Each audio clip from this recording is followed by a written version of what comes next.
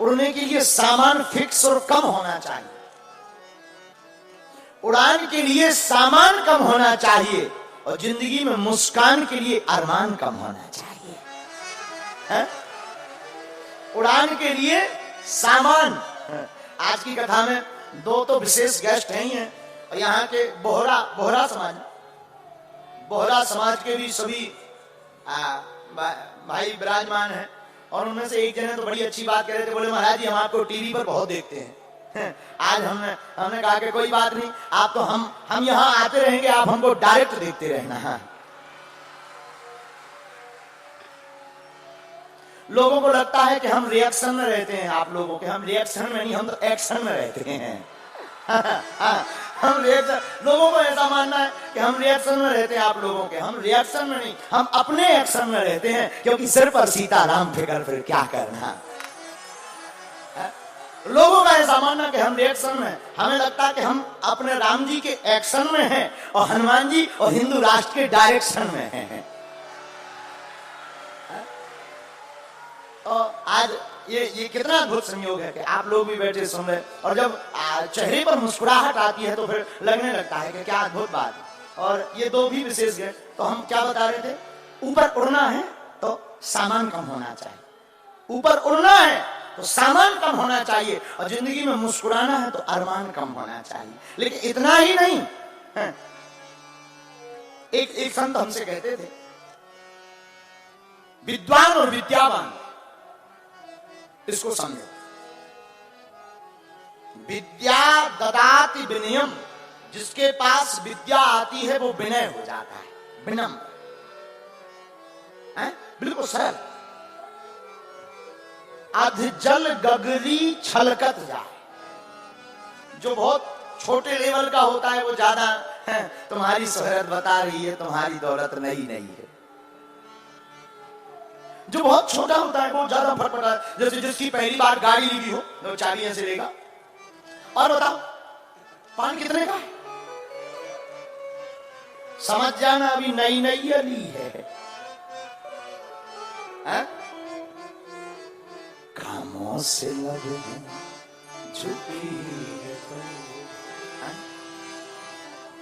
अच्छा, जो वो होते हैं तो जो जिनके पास जो भी नहीं है, जैसे मोटरसाइकिल नहीं है तो वो बैठेगा कहीं पर, नजर मोटरसाइकिल छुइयो ना, 60,000 अलग, इसी 60 से समझ जाना नई अली भी। एक आदमी सोने का दांत लगाया था मुंह में, तो बात बहुत सरलता से कर सकते थे, खीर पंगत पाने के लिए बैठे, खीर कहो, लेकिन उसने सोचा अगर हम खीर कहेंगे तो दांत कौन देखे, तो बोला थीर लिया थीर। एक जैसे कई लोग नई अंगूठी पहनते हैं, अंगूठी लेंगे, पहनी इसमें है, अब दिखाना है, बात कैसे भी कर सकते, लेकिन और बताओ क्या हाल है।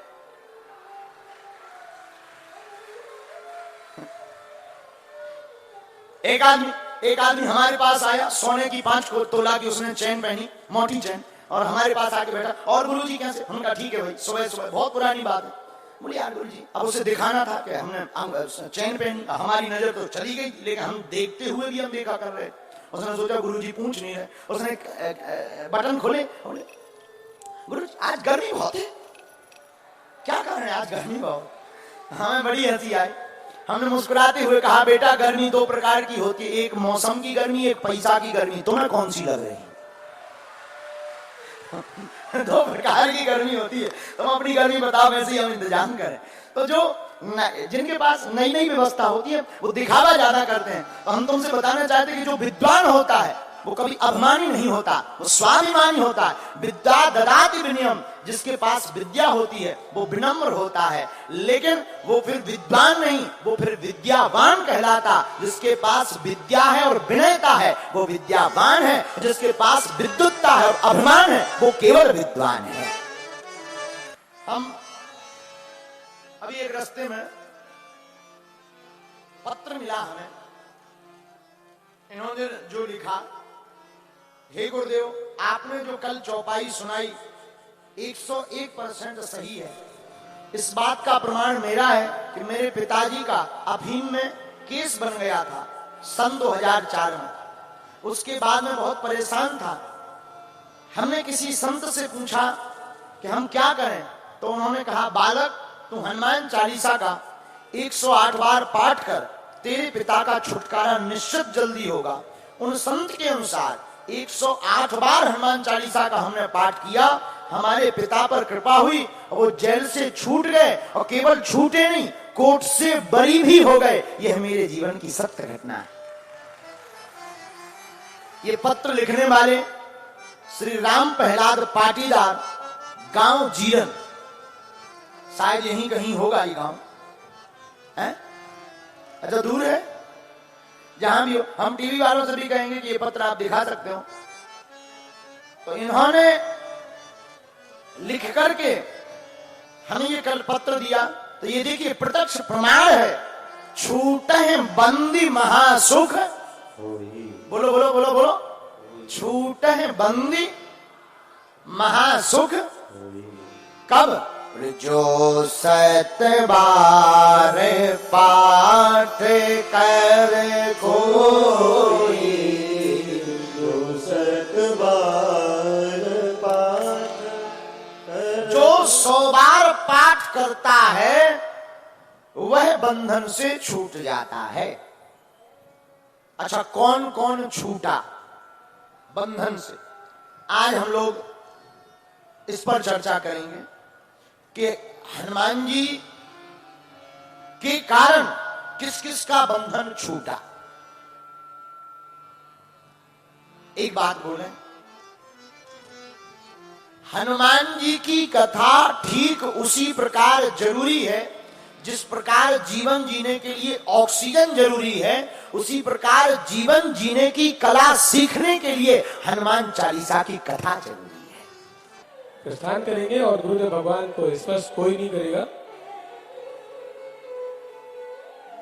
हमारे पूज्य गुरुदेव भगवान कहते हैं कि असल में मानव होकर जो भी व्यक्ति मानवता के काम आता है, सही मायने में भगवान का भक्त वही होता है। सेवा का भाव कोई साधारण भाव नहीं होता है, यह तो ईश्वर की कृपा से ही प्राप्त होता है। जो भी व्यक्ति हनुमान जी की तरह अपने जीवन के सभी कर्मों को प्रभु की सेवा में समर्पित करता है, वही भगवान की कृपा को प्राप्त कर पाता है।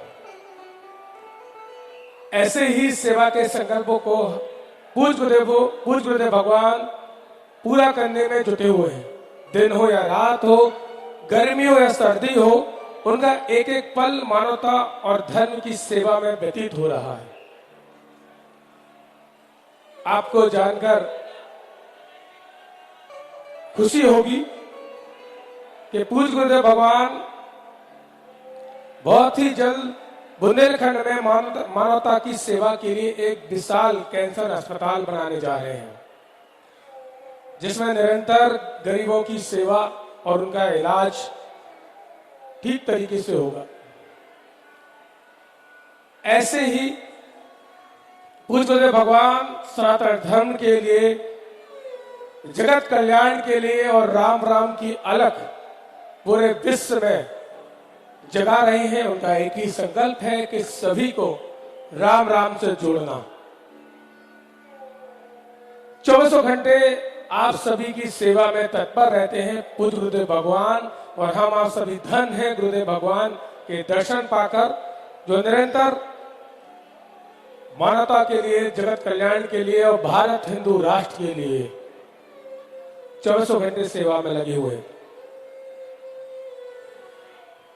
बागेश्वर धाम एक ऐसा तीर्थ है जो सनातनी के लिए गर्व का विषय है,